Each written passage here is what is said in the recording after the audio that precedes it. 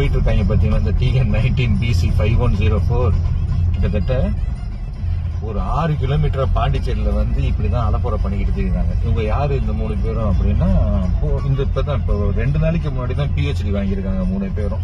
Doctorate பட்டம் வாங்கியிருக்காங்க. அதை தான் செலிப்ரேஷன் பண்ணிக்கிட்டு இருக்காங்க. ஸோ அதனால யாரு செத்தாலும் பரவாயில்ல அப்படின்னு. ஏன்னா தமிழ்நாட்டில் அப்படி ஓட்டுனா சூத்துல அடி விழுகும்ல.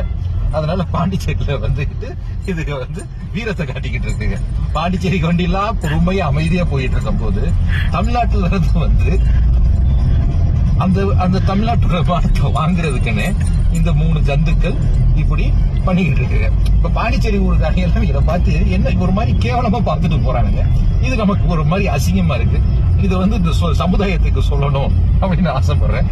சோ பாருங்க எவ்வளவு பெரிய சாதனை பண்ணிருக்காங்க. இப்படி நின்றுட்டு போறதுன்னா அவங்க கண்டிப்பா வாழ்க்கையில சாதிச்சிருக்கணும்.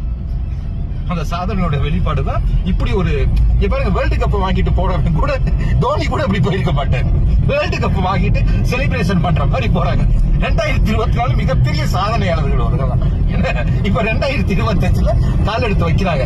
பாருங்க பாருங்க பாருங்க பாருங்க அதை பாருங்க. அடடா அடடா அடடா அழகு அழகு அழகு அழகு.